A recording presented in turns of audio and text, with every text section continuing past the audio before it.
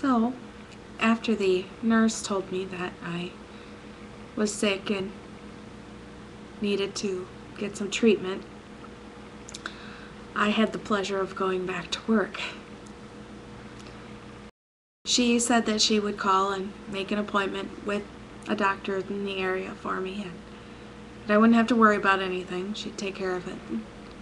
She'd give me a call when she had everything all set up.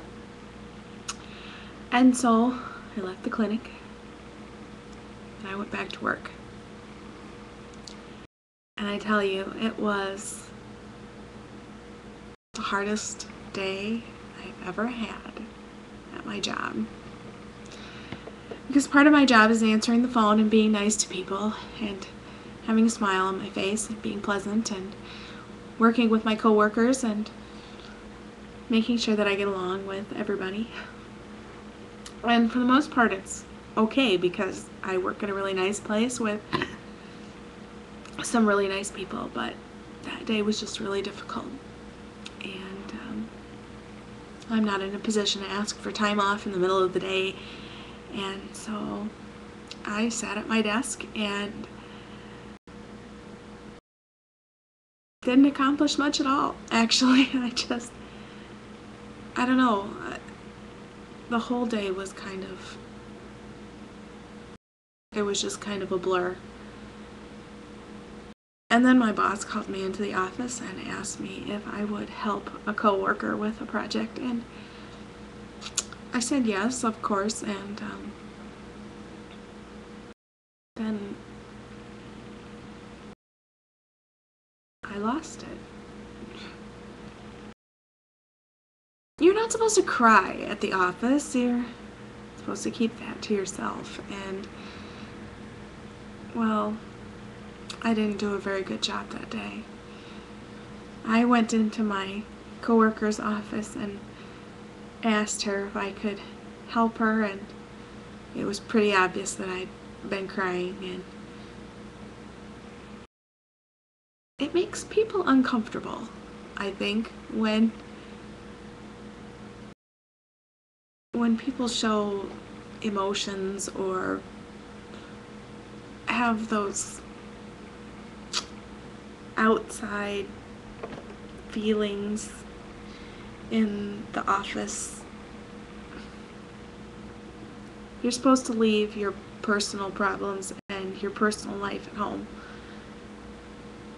But what happens when your personal problems follow you? And there's really nothing you can do about it. You just get on with it, I guess. And so she asked me, have you been crying? I said, yeah. No, don't worry about it. I'll be okay. It's nothing. It's not a big deal. How can I help you? How can I help you? I can't believe that I said that, but that's what I said. And yeah, life doesn't stop when you get bad news. It just keeps doing what it does. There are people to answer the phones, and there are people to help other people, and that's what my job is. And I can't stop doing it just because I got some bad news, you know?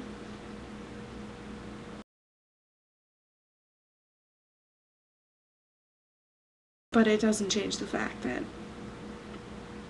big girls don't cry at the office. And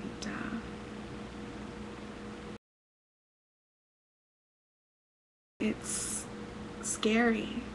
And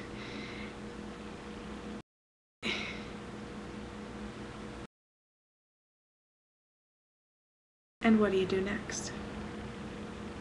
Are you going to be labeled as that woman who just kind of loses it and cries, and that emotionally unstable one?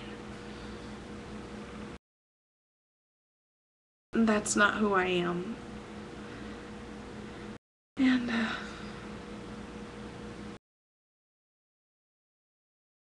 so we wait.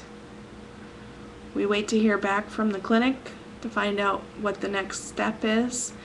We wait to hear back from the doctors to find out when the next tests are. We wait, and we jump, and we fear, and we cry.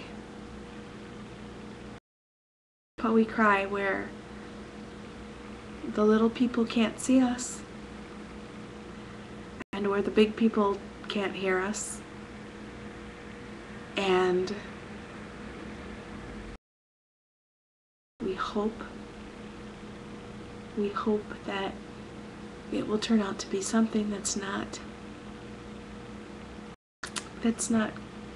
quite as serious as we think it could be.